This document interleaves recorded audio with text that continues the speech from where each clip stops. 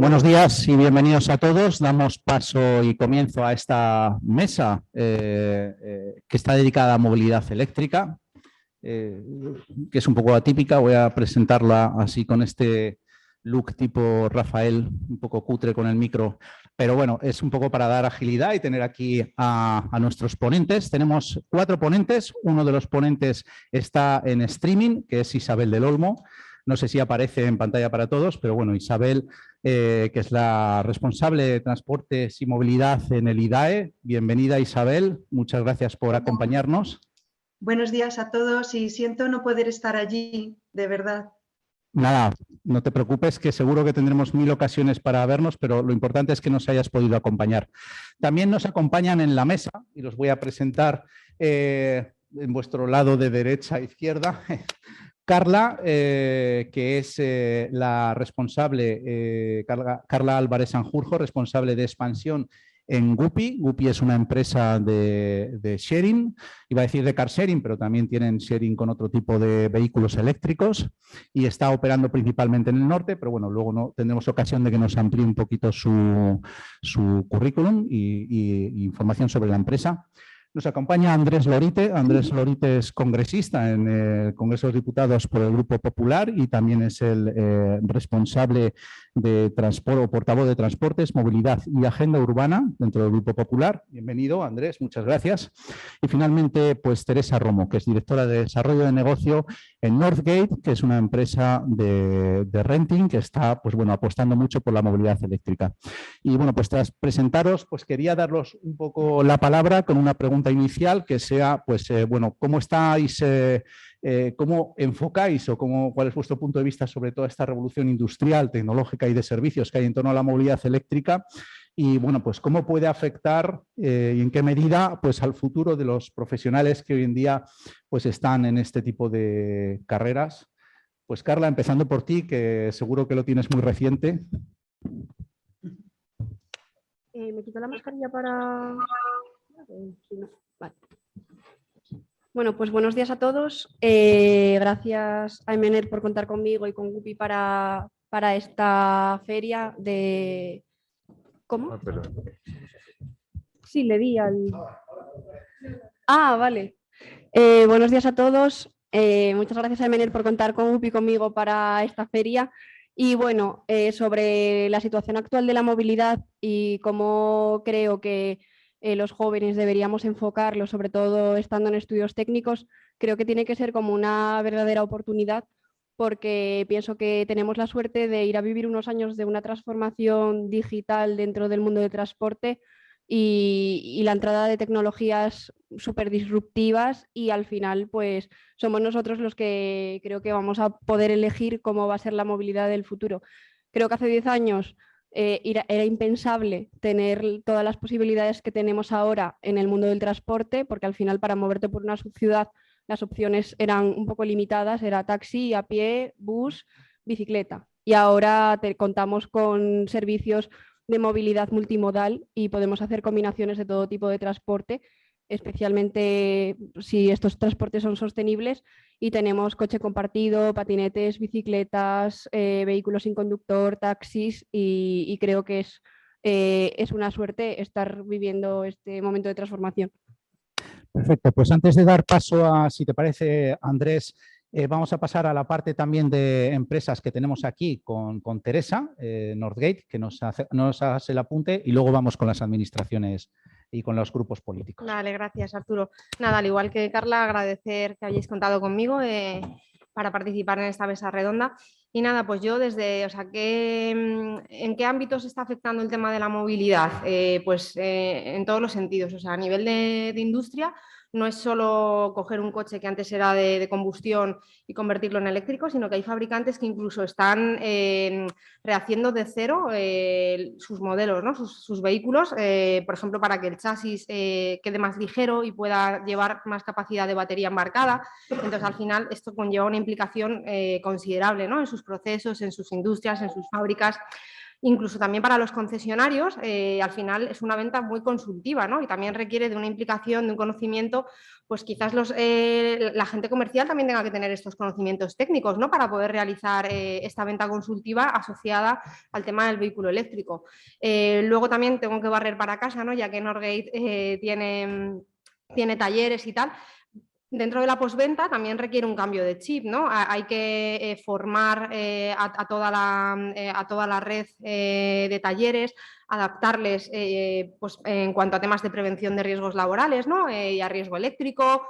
No solo requiere una mayor formación técnica y sobre todo también en el ámbito eléctrico, sino también un acondicionamiento de todos esos talleres para que se puedan adaptar a realizar actividades que son muy diferentes a las que se realizaban antes. Luego también esta mayor complejidad que conlleva el tema del vehículo eléctrico, ¿no? Y esta mayor especialización, pues también incluso en la manera en la que se realiza la formación, pues puede verse cambiada, ¿no? Ahora está muy de moda el tema de la visión artificial, los gemelos digitales, el tema de los asistentes virtuales, ¿no? Al final, cuanto más específico o más técnico es algo, pues incluso requiere de este apoyo, ¿no? De estas herramientas tecnológicas de Industria 4.0, de asistentes digitales y tal. Entonces, no es solo, venga, un vehículo de combustión, lo cambio a eléctrico, pongo una infraestructura de recarga, sino que en toda la cadena de valor tiene un montón de implicaciones en toda la cadena de valor y van a necesitar de gente muy especialista en cada una de estas partes. Sin duda la movilidad eléctrica es mucho más que movilidad sostenible, luego tendremos ocasión. Vamos a pasar al streaming, a escuchar la opinión de Isabel del Olmo. Cuando quieras, Isabel. Pues hola, muy buenos días a todos. ¿Me escucháis bien? Supongo. Siento no poder ver quiénes estáis allí atendiendo, ¿no? a esta mesa, pero vamos, me imagino pues como a lo que iba dirigido este congreso, pues sois gente joven que está estudiando y que está pensando hacia dónde dirigir, dijésemos, su formación futura, pues para ver pues qué es lo que le gusta y dónde hay oportunidades, ¿no? La verdad es que yo pienso que esta oportunidad que nos dais de escucharnos y de poder transmitiros en lo que estamos trabajando e incluso despertar vuestro interés, ¿no?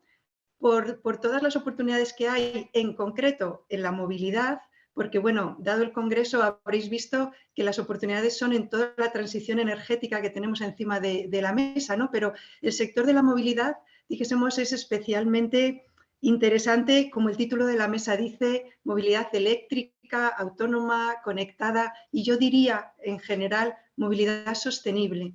Yo trabajo en el IDAE, que es un instituto para la diversificación y ahorro de la energía adscrito al Ministerio para la transición ecológica y llevo el tema de movilidad, ¿no? Y solo os quiero hacer una reflexión para captar vuestro interés, ¿no? Esto es muy fácil, vosotros sabéis que la movilidad es inherente al ser humano y al crecimiento económico de cualquier país, pero es que además la movilidad es la que consume más energía de todos los sectores consumidores que tenemos. Si piensas en industria, en edificios, en servicios como alumbrado, el sector transporte es el que más consume, un 43% de ese consumo de energía y además es el que representa las mayores emisiones de CO2, un 27%. Entonces, tenemos que avanzar hacia tener una movilidad descarbonizada y sostenible, es decir, que nos permita seguir moviéndonos a largo plazo sin, dijésemos, las penalizaciones que puede tener la movilidad actual basada en combustibles fósiles, ¿no? Y bueno, así como introducción, solo lo dejo ahí, al margen de que ya en el debate podamos ir entrando en cómo vamos a llegar a esa movilidad sostenible, ¿no? Que desde en lo que trabajamos nosotros va a ser promoviendo el ahorro de energía, la eficiencia en el uso de los medios de transporte y, cómo no, los combustibles alternativos, entre los que destaca el vehículo eléctrico o el de pila de combustible, porque son los que nos van a permitir descarbonizar esa movilidad siempre que la electricidad generada sea, obviamente, electricidad renovable. Muchísimas gracias, Isabel. Bueno, y terminamos esta primera ronda con Andrés Lorite. Cuando se hizo en este mundo el reparto capilar, yo me debí despistar y se lo han debido dar a él, pero casi no le tengo envidia en este sentido. Andrés, como representante de un grupo político, ¿cómo veis primero el desarrollo de la movilidad eléctrica y sobre todo el futuro de los jóvenes en este mercado? Bueno, pues yo ante todo agradecer a la organización de esta feria pues que haya contado con nosotros, que desde una visión desde las administraciones públicas, desde las instituciones, pues también creo que es posible aportar claridad a este asunto que es un reto social de primer orden sin lugar a dudas y algo que está, y yo tengo que defender en un primer momento, que está en el debate político en estos momentos, y es que son unos momentos cruciales los que se viven en este caso en el Congreso de los Diputados, institución a la que yo pertenezco, en torno a la movilidad y en torno a conceptos absolutamente novedosos como es el del derecho a la movilidad, porque la movilidad ya se presenta como un derecho social, como un derecho para la sociedad en la que vivimos. Tengo que decir que recientemente se aprobaba la Estrategia de Movilidad Segura y Conectada, que es la visión, lo que tiene que ordenar la promulgación de la nueva ley de movilidad sostenible, que va a entrar muy próximamente en las Cortes Generales una vez que el Gobierno de España apruebe el primer texto normativo en este sentido, ¿no? Un texto que, como decía anteriormente, ya va a garantizar el derecho a la movilidad y que va a afrontar y a abordar esos retos que tenemos dentro de la movilidad en materias tan fundamentales como es la sostenibilidad, como es la digitalización y bueno, pues lo que aporta el hecho de afrontar retos en materia demográfica que los tenemos. Cuando hablamos de reto demográfico, no solamente nos hemos de basar en la despoblación, en lo conocido como la despoblación, sino también en las aglomeraciones urbanas, que es algo que se está propiciando en estos momentos en la sociedad y que también requiere respuesta. Y la respuesta básicamente por parte de todas las administraciones públicas entiendo que es la planificación. Ese es el gran reto y el gran objetivo que tenemos entre todos, la planificación de la movilidad, de esos modos diversos de movilidad, de esa, bueno, pues de esa movilidad que en muchos casos tiene factores disruptivos, como es el caso de la movilidad eléctrica, pero sobre todo de la multifuncionalidad. Creo que la planificación es esencial para garantizar ese derecho a la movilidad y para garantizar pues, la movilidad que todos queremos, ¿no? Muchas gracias, Andrés. Pues siguiendo con la ronda de consultas, voy a empezar otra vez contigo, ya que te teníamos en el turno de palabra, porque claro, nos están escuchando pues, muchos jóvenes que están hoy en día en proceso de formación. Es verdad que bueno, estamos en un país, por un lado, industrial, con fábricas también de componentes, nuevos desarrollos que se están llevando a cabo. Surgen nuevas tecnologías, ¿no? No deja de ser también movilidad eléctrica, pero el hidrógeno está ahí, están otras tecnologías, se habla de combustibles alternativos. Probablemente los jóvenes de hoy en día se estarán preguntando, bueno, ¿cómo enfoco yo o dónde enfoco yo mi formación, ¿no? para tener mayores oportunidades de futuro? No sé si es algo que desde los grupos políticos estáis también valorando y sobre todo pues trasladar un joven hoy en día que esté pensando en carreras STEM.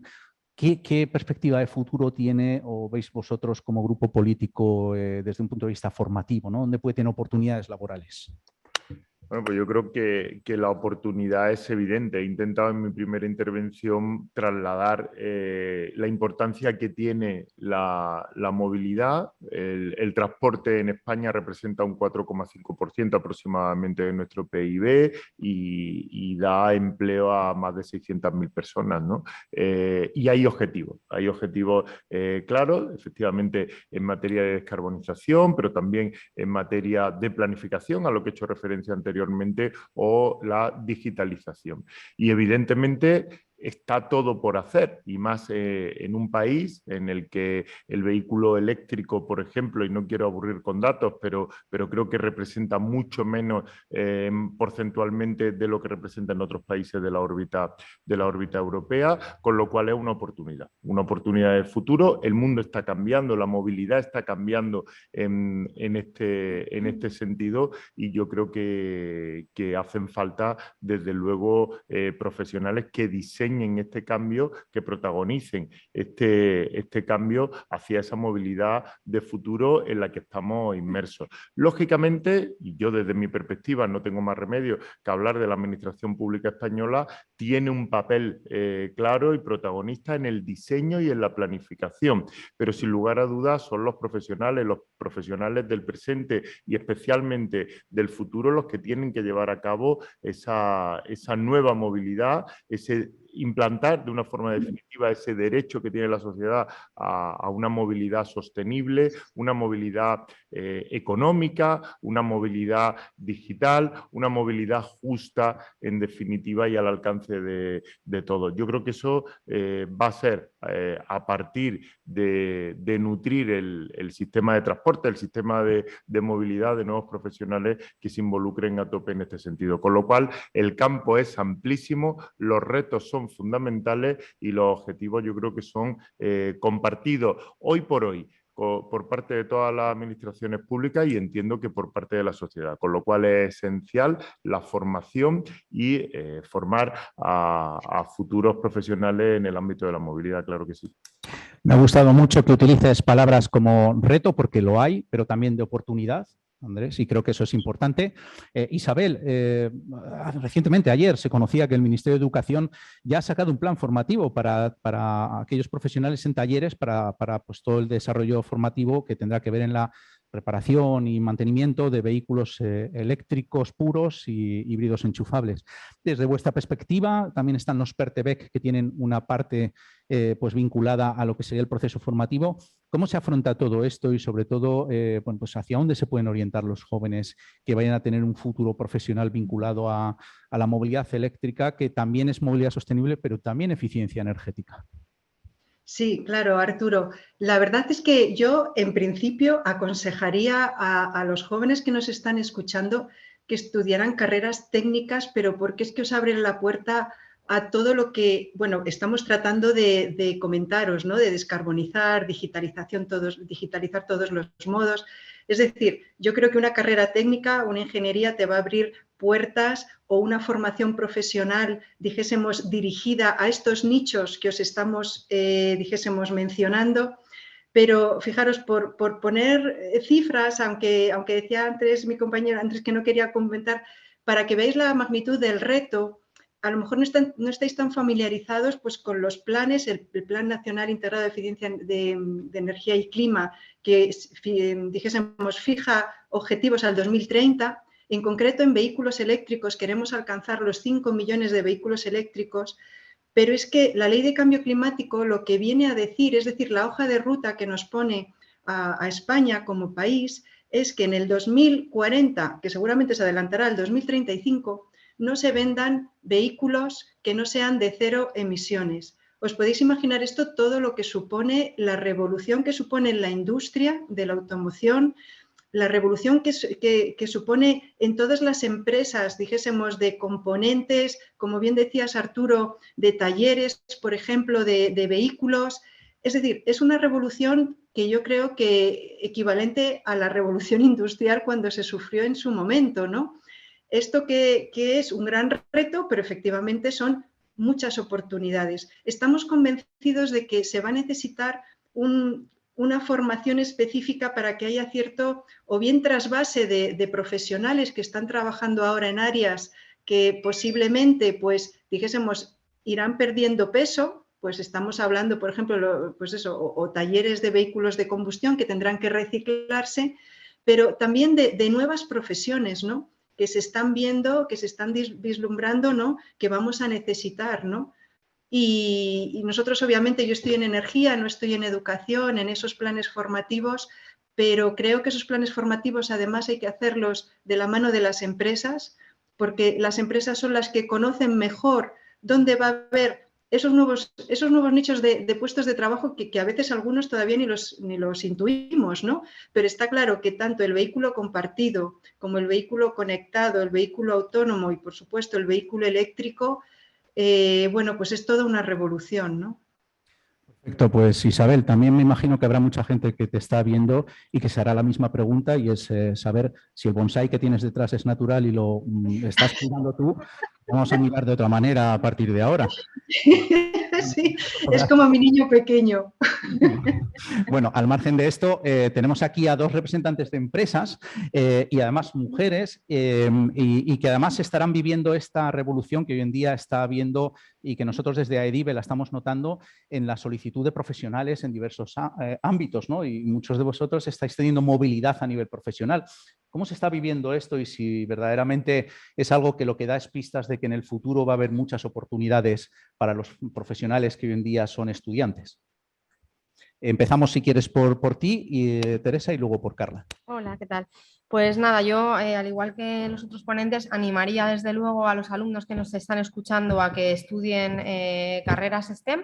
Bueno, por todo lo que se ha estado comentando y ahora también daré mi punto de vista y también sobre todo porque incluso en un momento de incertidumbre o de duda, que también es lo que me pasó a mí cuando tenía que elegir, ¿no?, qué carrera estudiar y la verdad que no lo tenía claro, dudaba entre hacer ingeniería industrial u otra carrera.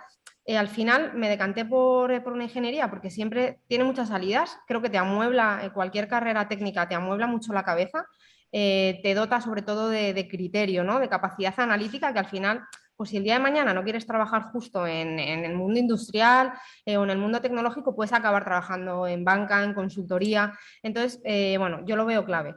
Y por ir un poco más, por ser más concretos, ¿no? Porque imagino que al otro lado de la pantalla estaréis comentando, sí, venga, nos decís que hay muchas posibilidades, que es muy interesante, pero realmente, ¿qué tipos de carreras, ¿no?, son las? Entonces, bueno, tengo aquí un listado por daros así ciertas píldoras, por ejemplo. Desde temas de comunicaciones, ¿no? Se ha hablado ahora mucho del futuro del vehículo autónomo conectado. Joder, pues ahí se requiere de gente capacitada en el tema de las comunicaciones. Temas de programación también. Hoy en día todo va por aplicaciones móviles y bueno, Carla ahora seguro que tendrá mucho que contar, ¿no? Entonces se requieren de programadores que programen estas apps, estas plataformas web que no solo te hacen hablar con los vehículos sino entre diferentes plataformas o empresas. Luego, lógicamente, bueno, pues gente también, gente del mundo, ¿no?, de la energía, porque para descarbonizar y tener vehículos eléctricos tienes que tener energías renovables, ¿no?, que alimenten estos vehículos. Entonces se va a requerir también de gente que siga desplegando infraestructura renovable a nivel nacional, también infraestructura de puntos de recarga. Al final todo, o sea, es toda la cadena de valor, ¿no? Incluso también pues, en el propio sitio, ¿no?, donde se consume ahora se habla mucho del autoconsumo, también de toda la cadena de valor. Ya se están, muchos clientes nuestros, por ejemplo, en Norgate, que al final, bueno, pues estamos enfocados más a los vehículos como herramienta de trabajo, ¿no?, pues tipo furgonetas y tal, incluso a sus proveedores por debajo también les exigen, ¿no?, este nivel de descarbonización y cada vez va a ir a más. Y luego también, pues incluso ingenieros civiles también para estas infraestructuras o estas carreteras inteligentes y conectadas. Y por qué no, que aquí no lo estamos hablando de movilidad sostenible por carretera, pero bueno, yo también creo en el mundo de los drones, ¿no?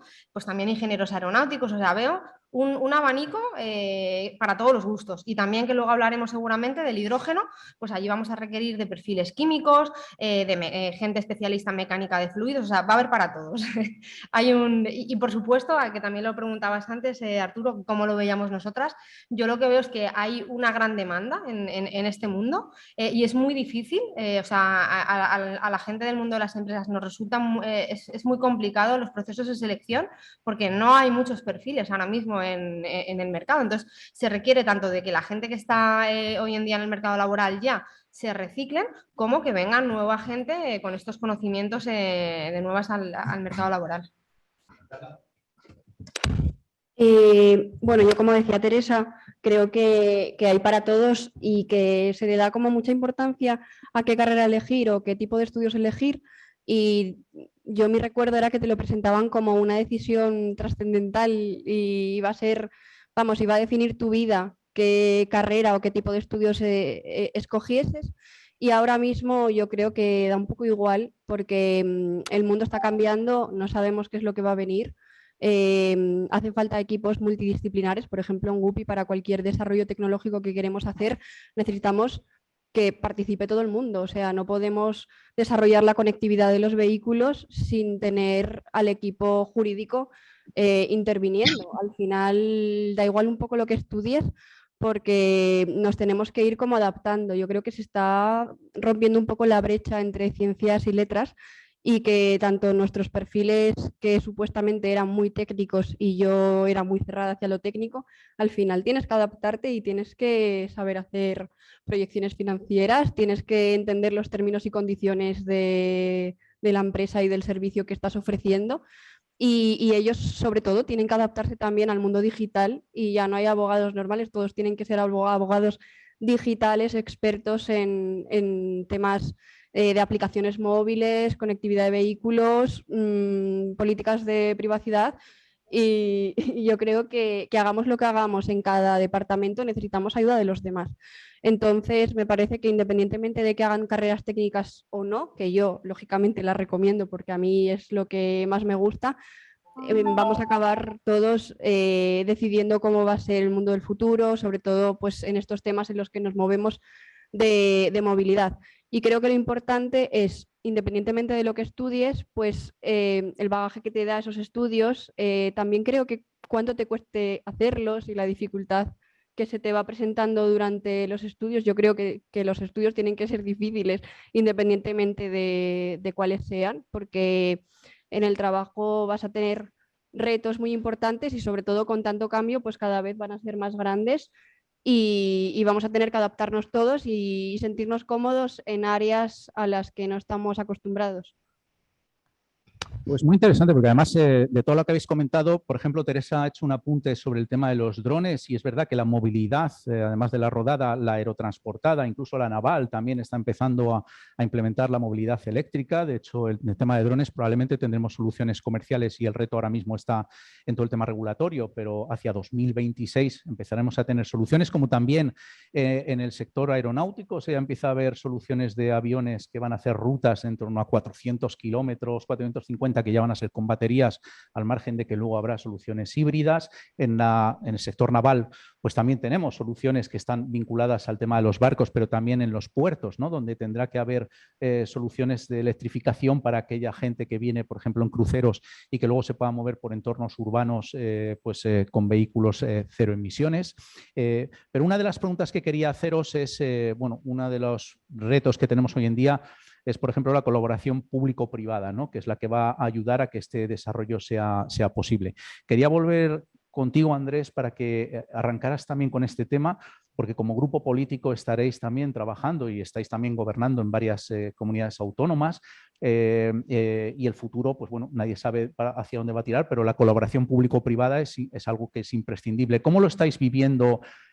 Cada vez es mayor esa relación, que hasta ahora pues era una relación quizá, pues no sé si fría, ¿no? Pero sí que hoy en día lo que sí que se ha evidenciado es que la colaboración público-privada es imprescindible y cada vez tiene que ser más estrecha. ¿Cómo la veis vosotros?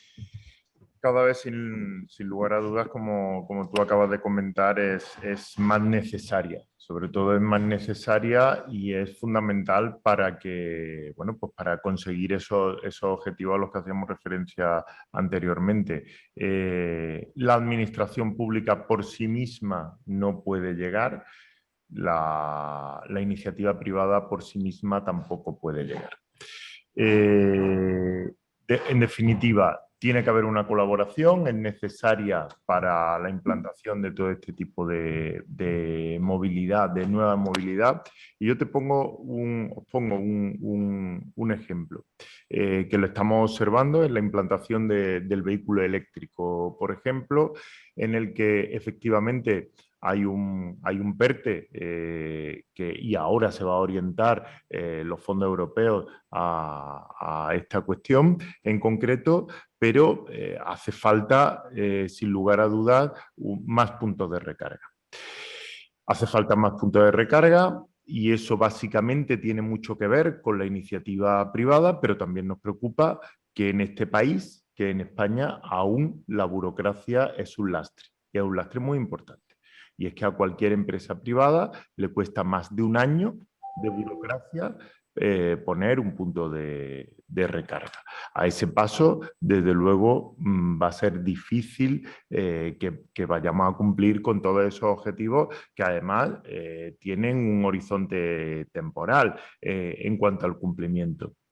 En definitiva, creo, por tanto, en la colaboración público-privada, pero hasta ese extremo de que haya una cogobernanza de verdad entre la administración pública y la empresa privada, que en definitiva es la que vive y padece muchas veces este tipo de problemas que, a modo de ejemplo, bueno, pues he comentado, ¿no? Yo creo que es esencial, y el futuro, la movilidad, será un derecho o no lo será si hay colaboración público-privada, y la movilidad será de calidad y conseguiremos el reto de la descarbonización, el reto de la digitalización y de la planificación en las aglomeraciones urbanas si hay colaboración público-privada. De otro modo será imposible.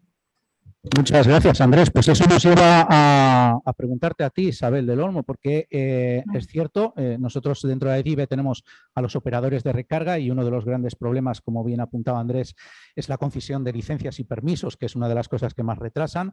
Se ha estado trabajando a nivel regulatorio, y un ejemplo es quizá el Real Decreto Ley 29/2021.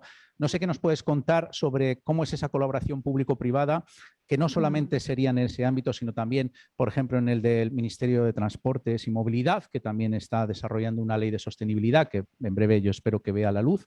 ¿Qué nos puedes contar acerca de esa colaboración público-privada? Antes de contestar, Isabel, recordar, creo que tenemos aquí además la responsable, que hay posibilidad de que la gente que está en la sala y la gente que está en streaming pueda hacer sus propias preguntas.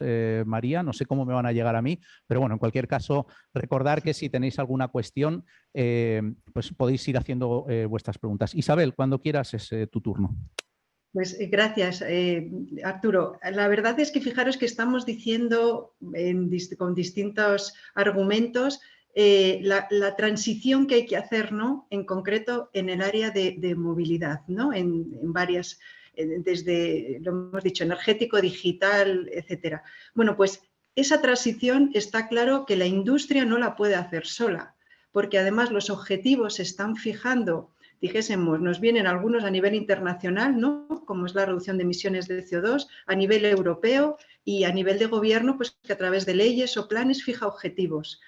La industria tiene que ir avanzando hacia esa transición, y o lo hacemos de la mano, es decir, esa colaboración público-privada que estabais mencionando, obviamente pues no se consigue, ¿no? A modo de ejemplo, es que también es cierto que esa colaboración tiene que ser en dos áreas.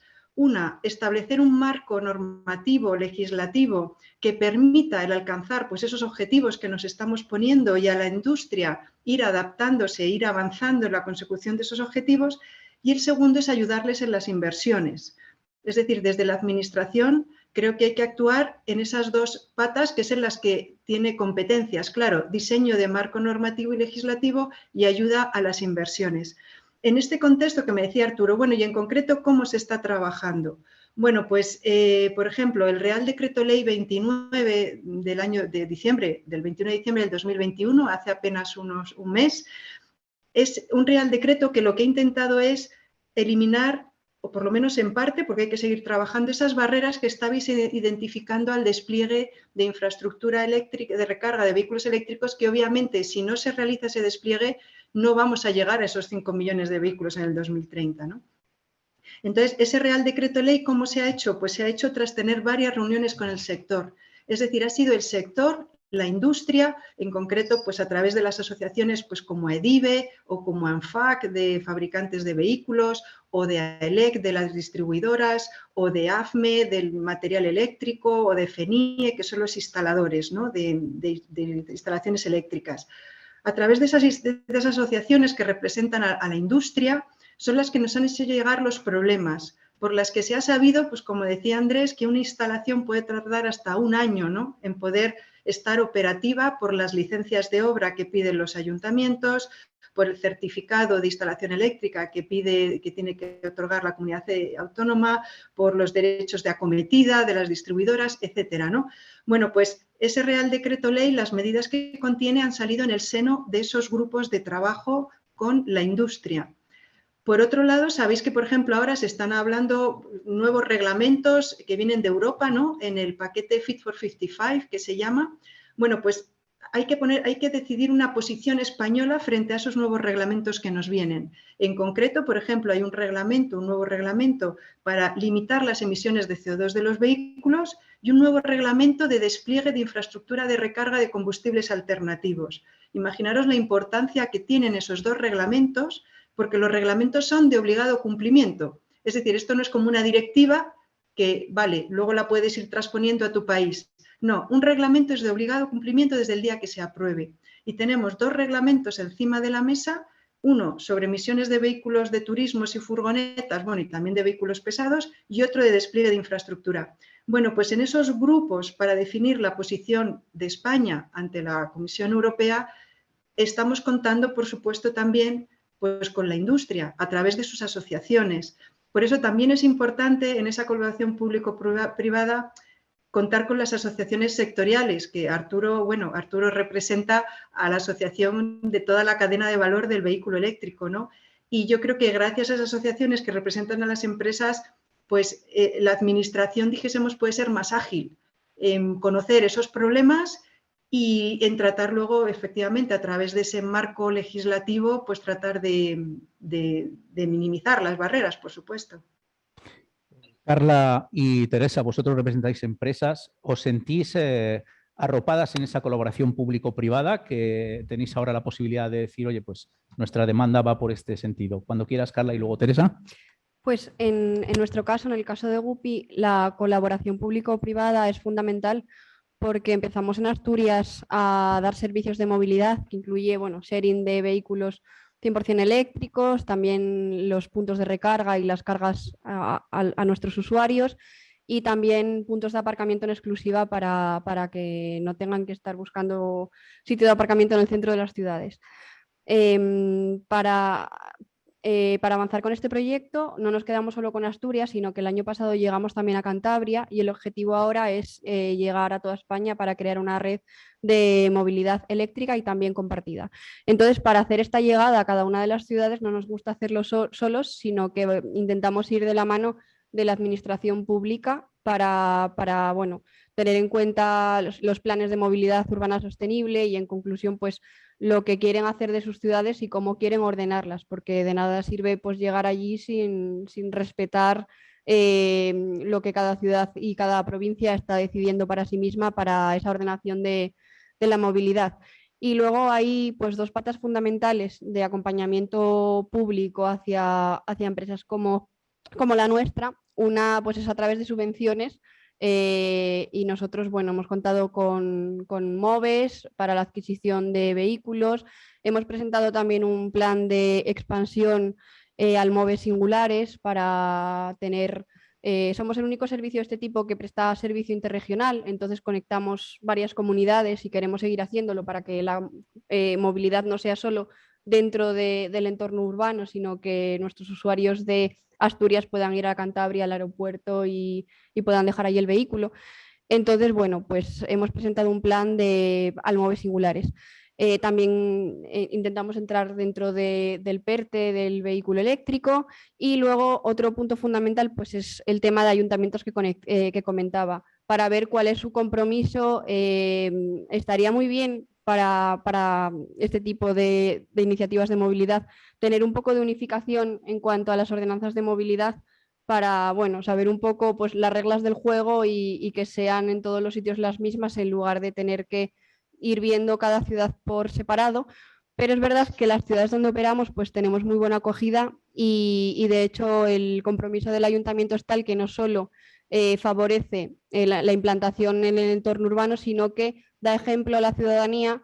Y bueno, ya hemos ganado 2 licitaciones, las primeras de uso público de movilidad compartida, Y bueno, pues el Ayuntamiento de Torrelavega y el Ayuntamiento de Gijón, su personal público de diferentes, bueno, del Ayuntamiento y también técnicos de más áreas anexos al Ayuntamiento, pues utilizan Guppy y así pues no hacen un uso de un coche privado o de un coche de alquiler durante las horas que trabajan, sino que utilizan Guppy las horas que trabajan y el resto del tiempo ese mismo vehículo que ha podido utilizar un concejal por la mañana, queda disponible para un ciudadano de esas ciudades.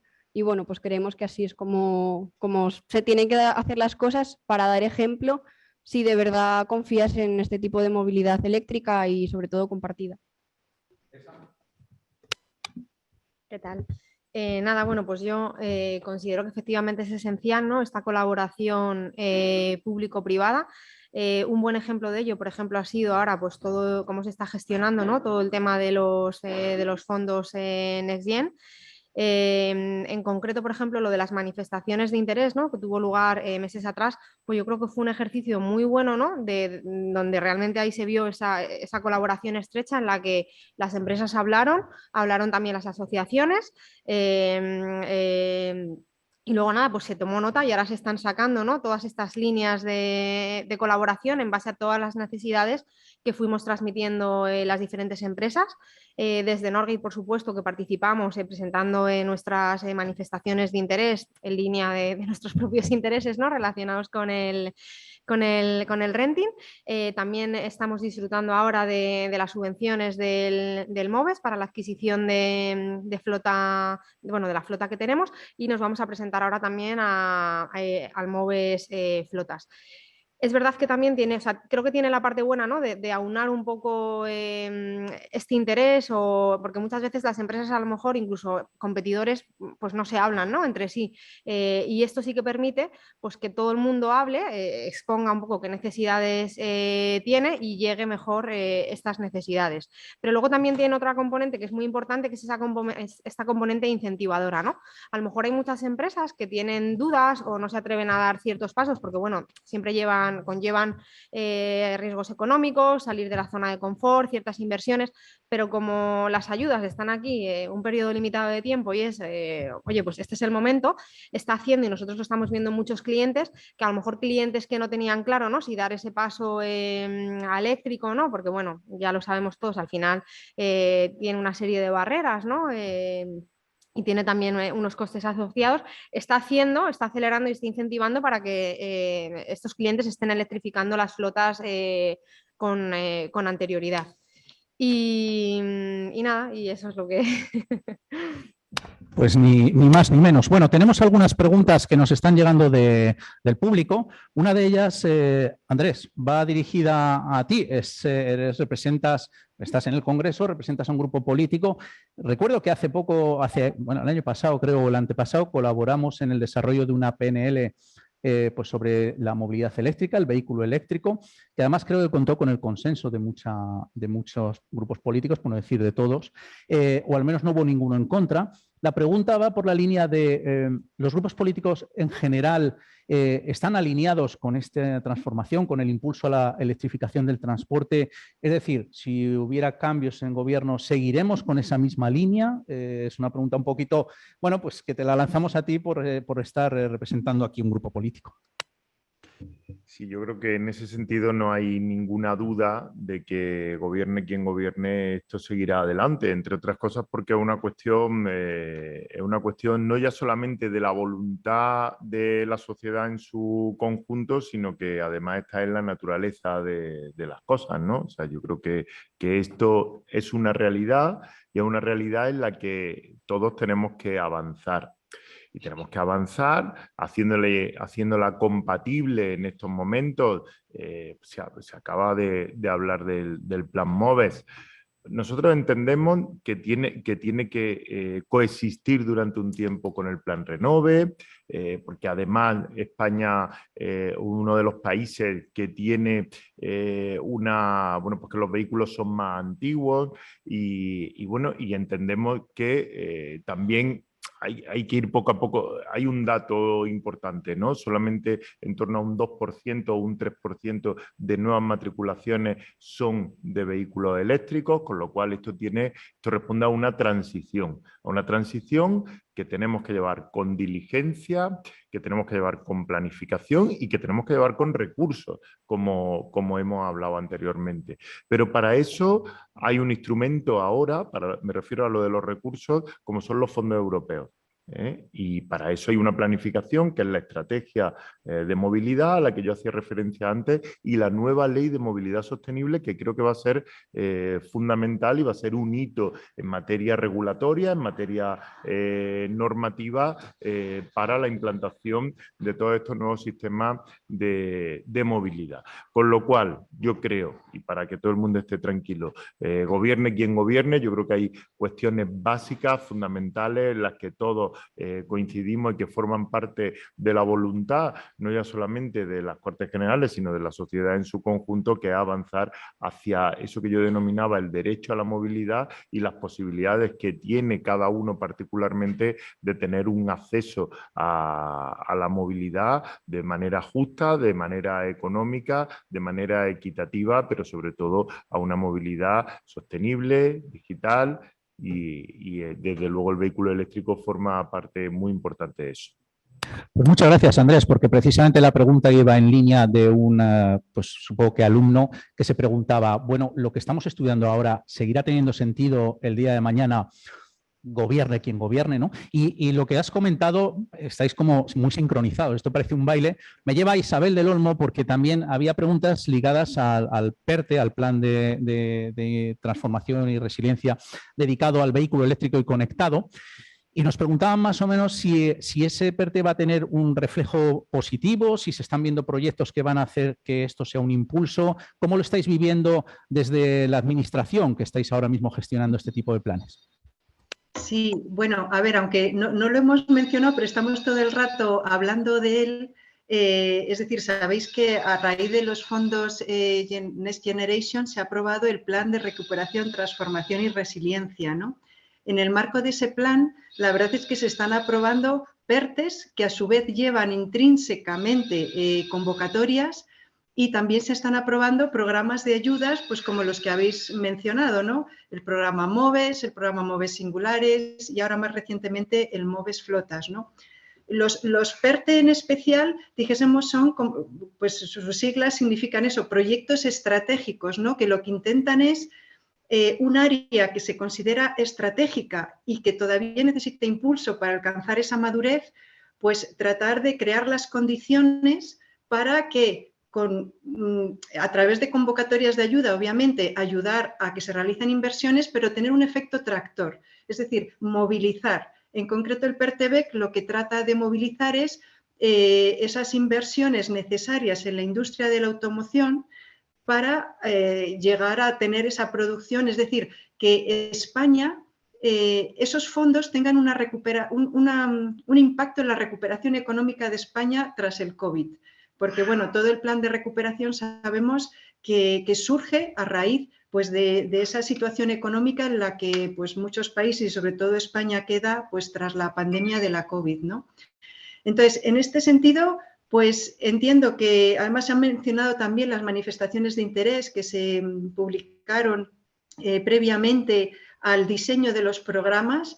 Y he de deciros que lo que se recibió en las manifestaciones de expresiones de interés, en concreto en el área de movilidad, fueron muy útiles. O sea, nos permitieron ver qué interés había por las empresas para qué tipo de proyectos poder acometer, ¿no? Eso nos permitió diseñar MOVES singulares y nos permitió diseñar MOVES flotas también como complemento del MOVES 3, ¿no? Porque vimos que con MOVES 3 se llegaba efectivamente a incentivar la adquisición de vehículos, pero ciertas empresas con grandes flotas que operan en varias comunidades autónomas, el MOVES 3 le podría, dijésemos, crear algunas dificultades, ¿no?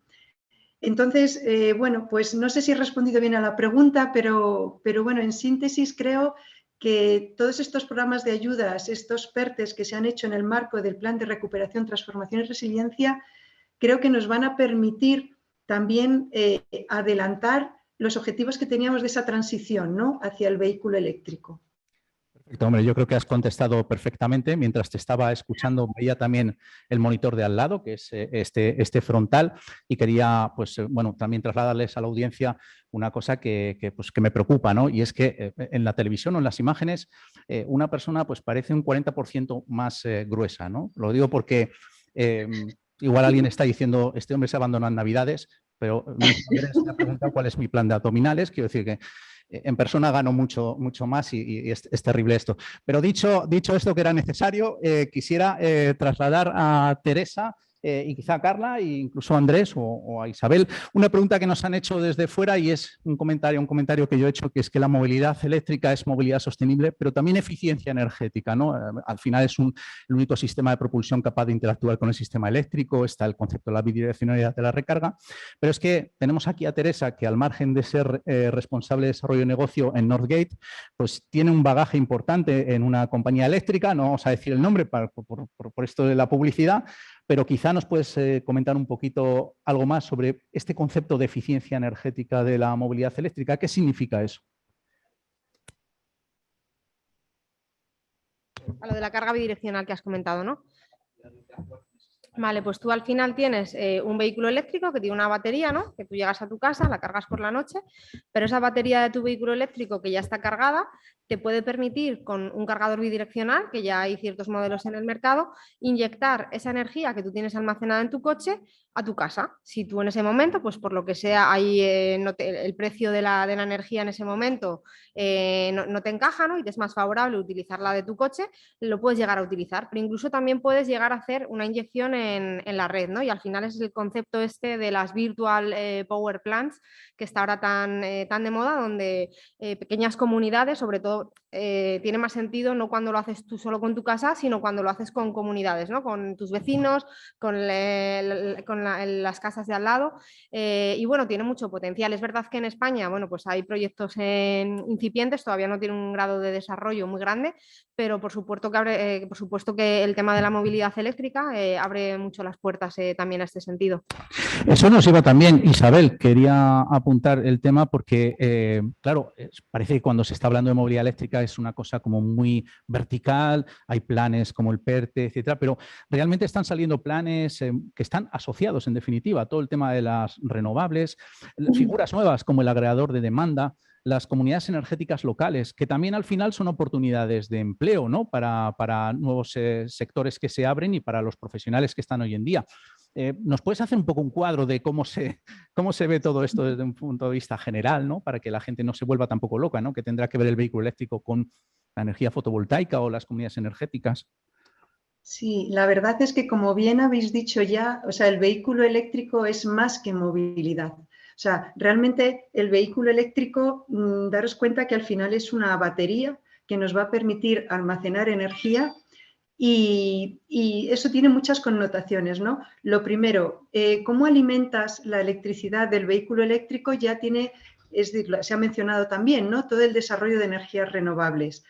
Obviamente el vehículo eléctrico nos ayudará a descarbonizar si la energía eléctrica que le suministramos es energía de origen renovable. Ahí tenemos todo el desarrollo no solo de las instalaciones renovables, sino el desarrollo del autoconsumo. Porque si estamos vinculando, es decir, el autoconsumo, tú produces energía eléctrica en tu vivienda o en tu comunidad, ¿no? Como bien decía Arturo, esto también afecta y se está tratando de promover mucho el tema de las comunidades energéticas. Tú produces energía, pero la energía la consumes y tienes dos opciones, o volcarla a la red o almacenarla. Ahí el vehículo eléctrico, si metemos, como bien ha dicho Teresa, el concepto de recarga bidireccional, también nos puede servir de almacenamiento. Pero es que además, a más, ese vehículo eléctrico puede ayudar al operador de la red eléctrica para, dijésemos, gestionar el sistema, ¿no?, metiendo una figura nueva, que es la que también ha mencionado Arturo, que es el agregador del sistema, que en España todavía, aunque ya, dijésemos, en la ley se ha reconocido esa figura, pero todavía en España no está muy desarrollada, pues como a lo mejor en algún país del norte que sí que está más desarrollada. Ese agregador lo que puede hacer es aunar consumos o aunar, dijésemos, generación. que en este caso el vehículo eléctrico, como hemos dicho, puede actuar como ambas, puede actuar como generador porque está almacenando energía y dijésemos con la recarga bidireccional puede tanto consumir como devolver a la red, o puede actuar como productor cuando devuelve a la red, ¿no? Es decir, entonces tenemos un ecosistema, como bien decía Arturo, que puedes combinar el autoconsumo, que tiene generación renovable, con el consumo, dijésemos, in situ, donde se produce, y el almacenamiento en ese vehículo eléctrico, que puede devolvernos esa energía, dijésemos, en el momento pues, de mayor demanda, ¿no? Y todo ello, además, teniendo en cuenta que el vehículo eléctrico, además, el motor eléctrico es mucho más eficiente que un motor de combustión, ¿no? Con lo cual, el vehículo eléctrico al final lo que nos va a dar es mayor eficiencia al ecosistema de movilidad de los vehículos, ¿no? Quisiera aprovechar... Yo tenía un Sí, último apunte, cómo no. perdón, Arturo, que no lo hemos comentado y creo que es importante porque además es algo que le suele preocupar mucho a la gente, ¿no? Oye, ¿y luego qué hacemos con los residuos de las baterías? También aquí las baterías de segunda vida, ¿no? Cuando ya jubilamos al vehículo eléctrico, creo que tienen también un uso fundamental, ¿no? En este ecosistema energético que decíamos. Retiramos un vehículo eléctrico, podemos extraer las baterías de ese vehículo eléctrico y utilizarla para hacer almacenamiento de energía en centrales fotovoltaicas que generan por el día y luego por la noche yo puedo hacer uso de esa energía almacenada durante el día. Y no solo, por ejemplo, en instalaciones de renovables, sino también en algunos sitios donde por lo que sea no hay suficiente potencia, ¿no? De hecho ya hay proyectos que han hecho muchas empresas que están desplegando infraestructura de recarga en las carreteras, pues no todos los puntos, ¿no? Tienen a lo mejor suficiente potencia. Si hay algún problema en concreto se puede solventar también poniendo este almacenamiento de baterías con baterías de segunda vida. Al hilo de lo que comenta Teresa, pues comentar un proyecto concreto que creo que es al que se refiere Teresa, que es hay varios, pero en Atalaya del Cañabate, mitad kilométrica entre Madrid y Valencia, se ha implementado un container con 11 baterías de vehículo eléctrico de segunda vida para pues, dar energía y poder poner más puntos de recarga en un emplazamiento pues, que ya tiene mucha demanda eléctrica y hay poca capacidad de red, ¿no? Por lo tanto, esas son soluciones también que empieza a haber en el ámbito de la segunda vida de las baterías. Me lanzan más preguntas. Una de ellas es... Voy a hacer esta pregunta para que simplemente Andrés e Isabel la vayan pensando, porque es una que tiene miga, yo la tengo que ya sabes que los jóvenes cuando preguntan y preguntan en primer lugar si, por ejemplo, en el Congreso o los políticos están ya adquiriendo vehículos eléctricos.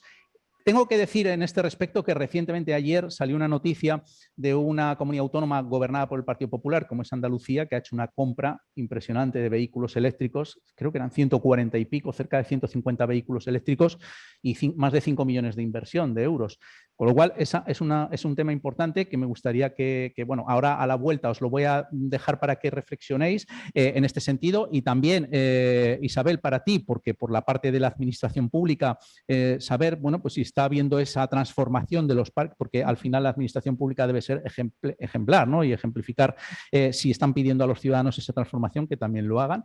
Pero voy a preguntar primero a Carla, porque nos están preguntando, bueno, estáis trabajando, por ejemplo, vosotros en un proyecto con vehículos eléctricos, la energía con la que se alimentan estos vehículos, ¿de dónde procede? ¿Podemos hablar de que ese concepto de cero emisiones es real? Es decir, ¿proviene de energías renovables? ¿Se están haciendo recargas a través de, yo qué sé, pues grupos electrógenos de diésel o lo que sea? ¿Cómo estáis haciendo vosotros, por ejemplo, esa recarga?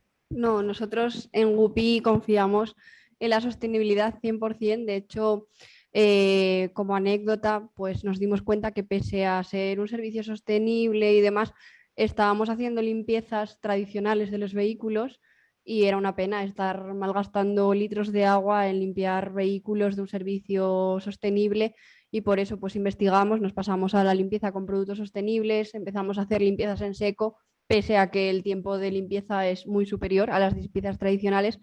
Pero bueno, no solo hay que parecerlo, sino serlo de verdad. Y la movilidad eléctrica pues permite esto que comentaban antes de ser sostenible en todos los sentidos. Entonces lo que hacemos en WUPI es que cada vez que empezamos a operar en una nueva ciudad, en la base logística, que es donde recargamos nuestros vehículos para evitar utilizar puntos de recarga públicos, instalamos una instalación fotovoltaica. Entonces decimos que la energía viene directamente del sol a la rueda y es con lo que cargamos nuestros vehículos. Ahora mismo, pues más del 50% de la energía que utilizan nuestros vehículos procede directamente del autoconsumo. Entonces, bueno, sí que es 100% sostenible y renovable. Y tenemos abiertos pues, proyectos de investigación en relación con segunda vida de los vehículos para que cada vez que retiremos uno de nuestros guppies, esa batería del vehículo, que ya no sirve para otro vehículo porque bueno, se ha perdido pues, un 15, un 20% de la capacidad, la utilicemos en estacionario, que sí que tiene todo el sentido del mundo, aunque haya perdido un poco de capacidad, pues ponerlo en nuestra instalación fotovoltaica y así pues acumular la energía que obtenemos durante el día y que las recargas de por la noche también sean sostenibles. En empresas como Northgate, ¿cómo resolvéis esta situación para vuestros clientes?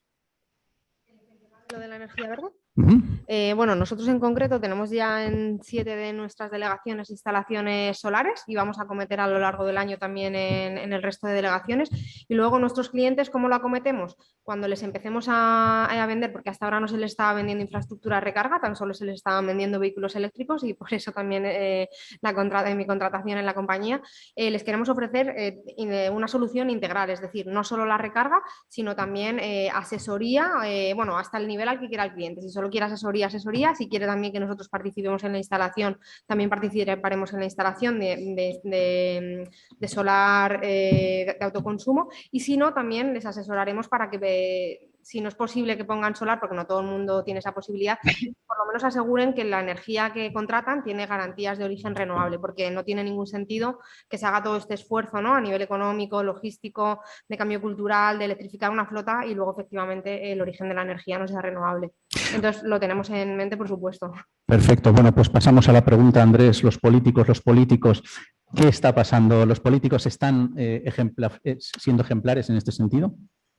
Bueno, ponía de ejemplo lo que en mi comunidad autónoma, lo que Andalucía está haciendo con la adquisición de vehículos eléctricos, la Junta de Andalucía. Podemos poner muchos más ejemplos a lo largo de todo el territorio nacional, como por ejemplo es el caso del Ayuntamiento de Badajoz, que está en un proceso intenso de renovación de su flota de vehículos, yendo precisamente hacia esta dirección, porque especialmente las corporaciones locales, especialmente los ayuntamientos, las diputaciones, están haciendo un esfuerzo en dicha materia, posiblemente en algún caso porque tienen un incentivo en materia de financiación, es decir, lo hacen a través de subvenciones del propio ministerio o de instituciones comunitarias que van en esa dirección. Con lo cual es muy importante la financiación pública para que ese objetivo se consiga. Y es muy importante que la administración pública en todos los niveles haga el esfuerzo y haga de bandera de estas cuestiones, porque al final es una referencia, porque ese tipo de noticias son muy positivas y hacen que el usuario habitual, el que quiere adquirir un vehículo, pues se termine decantando por la adquisición de un vehículo eléctrico. ¿Cuáles son los problemas a nivel de usuario que cualquiera puede percibir en cuanto a la adquisición de un vehículo eléctrico? Yo creo que hay que hablarlo con absoluta claridad. Y básicamente yo lo resumiría en dos. El primero, el coste propiamente dicho del vehículo, de la adquisición del vehículo, y otro, la duda que tiene el usuario siempre, que tiene el conductor, de si hay suficientes o no puntos de recarga. Yo creo que eso es fundamental en esta cuestión. Por eso creo y entiendo que el PERTE del vehículo eléctrico y conectado es fundamental para la industria del automóvil, para la industria auxiliar, para los nuevos modelos eléctricos. Porque es verdad que esta reconversión en la que todos estamos en materia de movilidad requiere un caudal económico, requiere una financiación pública. Dicho eso, digo porque pongo de referencia lo que hace la administración pública. El político a nivel particular, bueno, pues un usuario, es un usuario del vehículo, un propietario del vehículo y hace por lo que la sociedad, bueno, pues tiene estas dudas a las que yo hacía referencia que tiene la sociedad en su conjunto. Pero sí que es verdad que lo mismo que decimos que el hecho de que una administración pública sea referencia en materia de adquisición de vehículos eléctricos y eso haga que el usuario particular pues se decida, también es bueno que el político lo haga a nivel particular, adquiera vehículos eléctricos porque al final, bueno, pues una referencia. En ese sentido, no, pero Teresa.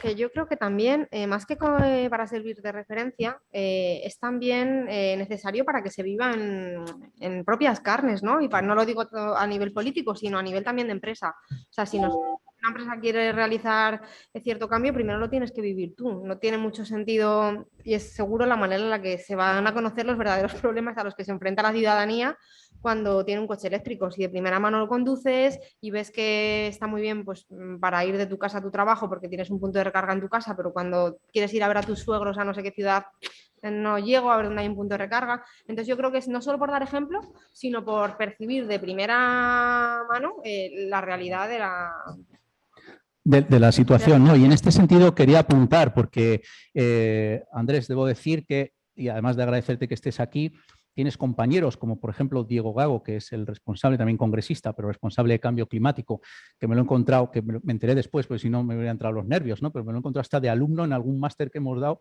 cuando él quizá debería estar de profesor. Pero esta nueva hornada de políticos que sois jóvenes y que además estáis con una ansia de conocer y de dar, porque eso va a ayudar a que se hagan luego políticas más adecuadas, ¿no? Con lo cual es también de agradecer esa actitud, ¿no? Que es aptitud al final y que es muy positiva, ¿no? Pero al margen de lo comentado, Isabel, volvemos contigo porque sé que estás dando soluciones a los ayuntamientos, nos puedes comentar un poquito, a las administraciones también, a las comunidades autónomas. Déjame decir en este sentido que otro de los ejemplos notables de esto es la Comunidad de Madrid, que lo que ha hecho hace poco es ceder suelo de Manial para que haya en un concurso pues, se puedan presentar operadores de recarga y desarrollar pues, electrolineras, ¿no? En este caso, lo cual es importante porque uno de los mayores problemas que tienen los operadores es la disponibilidad de suelo, ¿no? Y eso también me parece que es interesante, esa proactividad por parte de las administraciones públicas. Pero Isabel, vamos contigo y ¿qué se está ofreciendo a las administraciones públicas para hacer esa transformación? Sí, fíjate que yo complementaría todo lo que habéis dicho. Efectivamente, o sea, no puedo estar más de acuerdo. Las administraciones no solo tienen que tener un papel ejemplarizante, sino que además tienen que saber qué es lo que están promoviendo. Y en ese sentido, es que nos hemos puesto objetivos vinculantes. Incluso estos objetivos nos vienen de la Comisión Europea. Voy a empezar por los objetivos que nos han venido a las administraciones desde la Comisión. Sabéis que la Directiva de Vehículos Limpios y Eficientes se ha traspuesto este año a través de un Real Decreto al ordenamiento jurídico en nuestro país, ¿no? Bueno, pues esa directiva al final lo que impone son porcentajes mínimos de vehículos que denomina limpios la Comisión Europea, tienen unas características en las flotas de todas las administraciones. Es decir, esa directiva que se ha traspuesto aplica a administración local, administración autonómica y administración general del Estado. Que de hecho, cuando se ha hecho la transposición, porque los objetivos nos venían ya vinculantes desde la directiva, pero lo difícil es luego cómo reportar, porque la Comisión nos va a pedir que anualmente reportemos a esos tres niveles de la administración cómo se van incluyendo esos vehículos que además lo que se exige es muy exigente, ¿no? Porque no solo son dijésemos, de emisiones de CO2, sino también a nivel de contaminantes. Al final, los requisitos que pide, dijésemos, prácticamente solo te deja adquirir vehículos eléctricos puros de batería o algunos híbridos enchufables. Eso en cuanto a objetivos que nos hemos autoimpuesto las administraciones. Pero es que iría a cosas más concretas. En el plan de recuperación, no sé si conocéis, la componente 11 está centrada en la Administración General del Estado. Bueno, pues la componente 11 tiene un plan de la AGE que supone adquirir 7.000 vehículos eléctricos antes de diciembre del 2023. Y he de deciros que ya se han firmado los acuerdos pues, con distintos ministerios de la Administración General del Estado y se van a superar esos 7.000 vehículos eléctricos, ¿no? Con lo cual, quiero decir, no puedo estar más de acuerdo con todo lo que se ha dicho y no solo estamos de acuerdo, sino que además es que se está haciendo, ¿no? Pues seguimos contigo, Isabel, porque nos siguen llegando preguntas y alguna de estas, yo esta me la esperaba, pero bueno, al mensajero no se le mata, esto ya sabes que es ley de vida. Yo te traslado la pregunta y es, me sé la respuesta, pero bueno, es importante saber el tema de las ayudas que se están dando o solicitando o planteando para la adquisición de vehículos e infraestructuras de recarga. Tenemos hoy en día el MOVES 3. Me preguntan por qué es tan complicado en España estas ayudas, cuando en otros países pues, son ayudas directas, etcétera. Esa es una pregunta. Y luego me ha llegado una que debe tener un familiar que debe ser autónomo, que me habla sobre uno de los planes, el MOVES Flotas, ¿no? Que parece que el MOVES Flotas no ha contemplado al autónomo, ¿no? Que son muchos en España muchos autónomos que trabajan y tienen su vehículo. ¿Y por qué no se ha contemplado en el MOVES Flotas al autónomo, ¿no? Pues si nos puedes dar respuesta a las dos preguntas. Sí, no, mira, además así me das la oportunidad, pues porque yo entiendo que a veces el ciudadano, las empresas, con la cantidad de programas que se están lanzando y de convocatorias que se están lanzando, muchas veces es que no sabe a dónde presentarse, ¿no? Lo primero, dificultad de solicitar ayuda en MOVES 3. Sabéis que en MOVES 3 se ha territorializado, la gestión está descentralizada y aunque las bases reguladoras son nacionales para que haya igualdad de condiciones en todo el territorio nacional, pero es cierto que luego lo que es la convocatoria y la gestión, por competencias de nuestra propia Constitución, ¿no? Que están transferidas, la competencia, dijésemos, ejecutiva y de gestión en los temas de energía está transferida a las comunidades autónomas. En ese sentido, cada comunidad autónoma efectivamente lanza su convocatoria, con lo cual cada ciudadano o empresa tiene que solicitar la ayuda a la convocatoria correspondiente donde se vaya a hacer la actuación. Y es cierto que aunque en principio ya os digo las bases son comunes, pero sí que en las convocatorias autonómicas pues pueden poner algún requisito pues según que se pueda exigir al beneficiario o algunas, por ejemplo, lo hacen con entidades colaboradoras, otras no. Es decir, son decisiones que se toman en la gestión de las ayudas y les corresponden a las comunidades autónomas. Entonces, bueno, ¿es más complicado o no? Efectivamente, cuando se gestionaron centralizadamente, por ejemplo, los PIBES, pues ahí gestionábamos nosotros todas las ayudas, utilizamos las mismas entidades colaboradoras y a lo mejor estaba todo más unificado. Pero también es cierto que la descentralización está funcionando muy bien. O sea, ahora mismo en MOVES 3 pues se han agotado los fondos en más de 14 comunidades autónomas para infraestructura de recarga. Vamos a ampliar esos fondos a solicitud de las comunidades autónomas y en vehículos se han comprometido, es decir, en 5 meses se han comprometido más de 90 millones de euros, que es como más del doble de lo que se comprometió en un año en MOVES 2. Es decir, que aunque haya efectivamente la dificultad de esa descentralización, está funcionando las ayudas. Y la segunda pregunta que quería explicar, efectivamente MOVES Flotas está dirigido solo a empresas, no son autónomos. ¿Por qué? Los autónomos se pueden presentar a MOVES 3 y además, si conocéis el MOVES 3, se han subido la cuantía de las ayudas para particulares y autónomos respecto a MOVES 2, ¿no? Porque precisamente pensamos que los autónomos y sobre todo, por ejemplo, si adquieren furgonetas eléctricas, en concreto la ayuda a furgonetas se ha elevado aún más, creemos que es fundamental, ¿no? Para ese reparto de última milla que hablamos en las ciudades, que tenemos que intentar que se haga con vehículo eléctrico, ¿no? O al menos eso, de bajas emisiones. Entonces, los autónomos, efectivamente, en MOVES 3 es donde tienen la mayor ayuda. MOVES Flotas se hace como complemento a MOVES 3, porque claro, tampoco pretendemos hacer la competencia a las convocatorias que sacan las comunidades autónomas. MOVES Flotas es un programa complementario a MOVES 3. ¿Complementario por qué? Porque queremos ir a esas empresas que tienen flotas que operan en varias comunidades autónomas, que no están fijas a un territorio y que entonces cuando iban a MOVES 3, ¿qué ocurre? Que tenían que hacer pues, solicitudes pues, a lo mejor en 4 o 7 comunidades autónomas.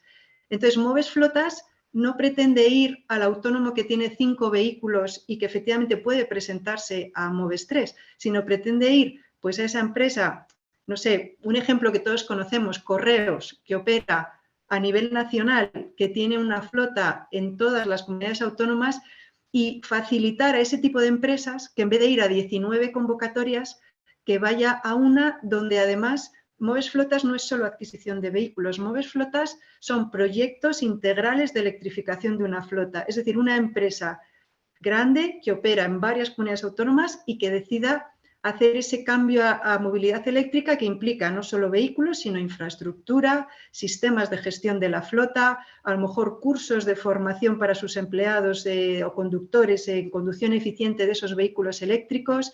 Es decir, lo que es asumir esa transformación de la flota entendiendo grandes flotas, ¿no? Por simplificar, aunque lo has explicado muy bien, entonces Moves 3 o las ayudas del Moves se hacen a nivel autonómico porque es un mandato constitucional y no hay otra manera de hacerlo, y los autónomos no es que estén desamparados, sino que tienen la posibilidad de ir al Moves 3, aunque en el Moves Flotas está más enfocado a empresas con mucha más flota, pero además a nivel, como mínimo, 2 comunidades autónomas tienen que... Mínimo 2. Y de hecho es que para los autónomos las ayudas de Moves 3 son más altas que en Moves Flotas. Perfecto, pues muy bien explicado. Y ya como estamos llegando a tiempo, pues os haría una pregunta a cada uno de vosotros, y es ¿cómo contempláis a 2030, que no está muy lejos, que será la movilidad del futuro y cómo la visualizáis? Por ejemplo, desde un grupo político como el tuyo, Andrés.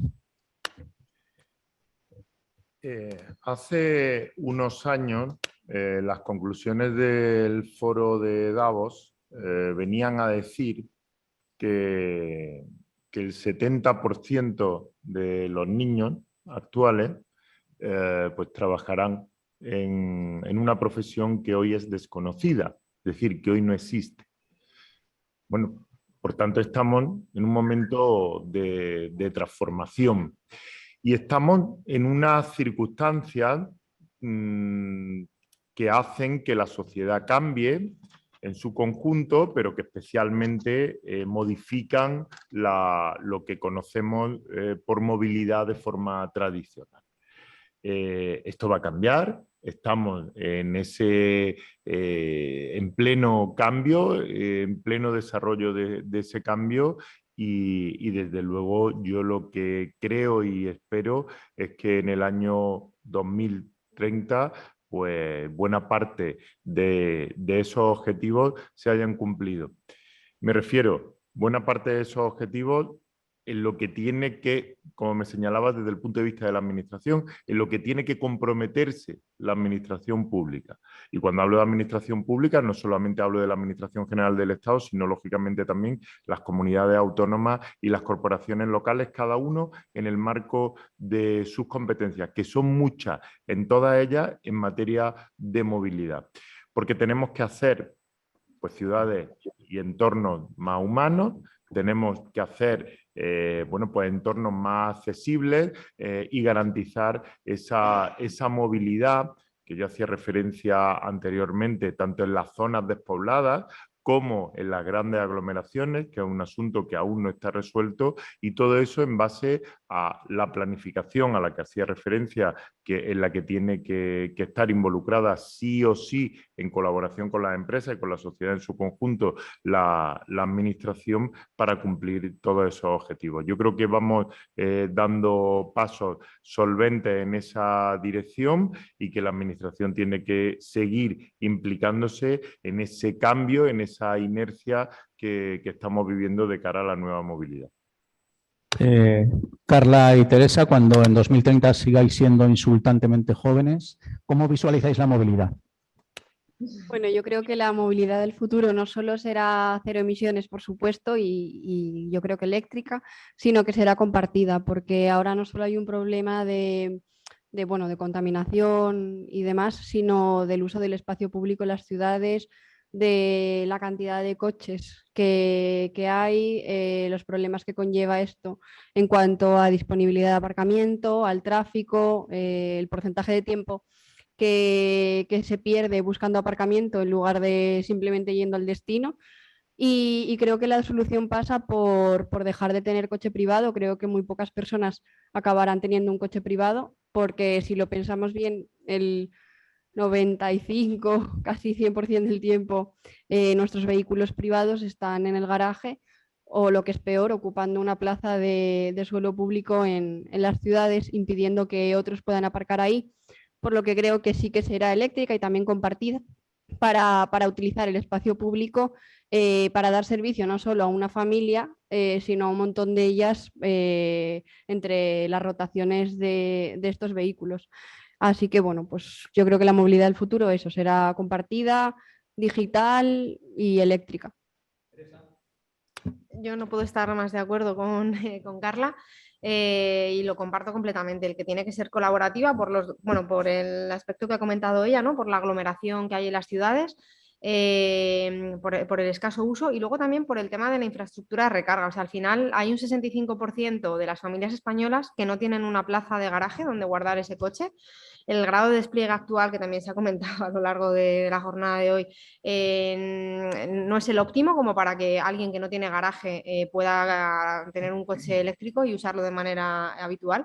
Entonces, al final todo pasa por la colaboración, ¿no? Pero incluso en cuanto a infraestructura de recarga, nosotros tenemos clientes, por ejemplo, en Norgate, que están interesados en, o sea, porque esto ya no solo en el ámbito particular, para el cual en mi anterior empresa lleva a cabo un proyecto, ¿no? De recarga colaborativa y tal, porque es algo que evidentemente es necesario, aunque yo creo que todavía no falta el tema tecnológico, sino un cambio un poco cultural, ¿no? Para que la gente acabe queriendo también compartir sus puntos de recarga, igual que hoy en día pues comparten la casa de la playa, ¿no? Y la ponen en alquiler cuando ellos no la están usando.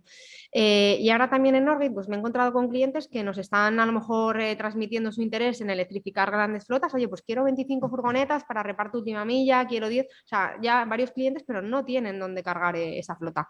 Entonces, igual que las empresas de despliegue de infraestructura de recarga están electrificando los parkings, los centros comerciales, ¿no? Para cuando hacer esa recarga ocasional, cuando la gente se desplaza con el vehículo eléctrico, o están electrificando esos grandes corredores nacionales para que la gente pueda ir a la playa o en sus vacaciones. Creo que también se deberían de hacer estos grandes hubs colaborativos para que por la mañana cargue X empresa, por la noche cargue la otra, y esto al final conlleva, aparte de una movilidad sostenible, por supuesto que eléctrica, el que esté conectada, ¿no? Porque para que todas estas interacciones a nivel colaborativo puedan suceder, se requiere, bueno, pues de datos, de telemetría, para poder hacer una mayor distribución tanto de los vehículos como de la infraestructura de recarga.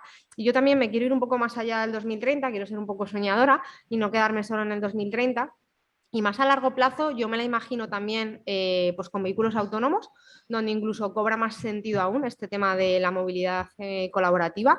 Y por qué no, y perdonad que vuelva al tema de los drones, no es publicidad, en Norgate todavía no nos dedicamos a hacer renting de drones, pues también el reparto de última milla ahora se hace con furgonetas, pero yo creo que también tiene mucho potencial, ¿no? El tema de, entonces me la imagino así yo.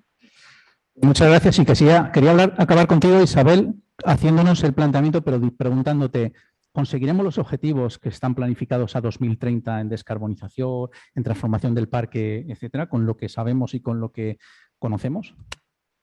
Hombre, desde luego estamos trabajando para eso, con lo cual yo solo puedo decir que claro que sí, que tenemos que conseguir esos objetivos.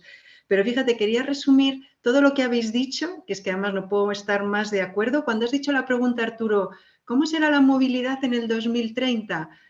Bueno, pues yo sinceramente creo que la movilidad, y los jóvenes lo van a entender muy bien, la vamos a gestionar desde nuestra mano.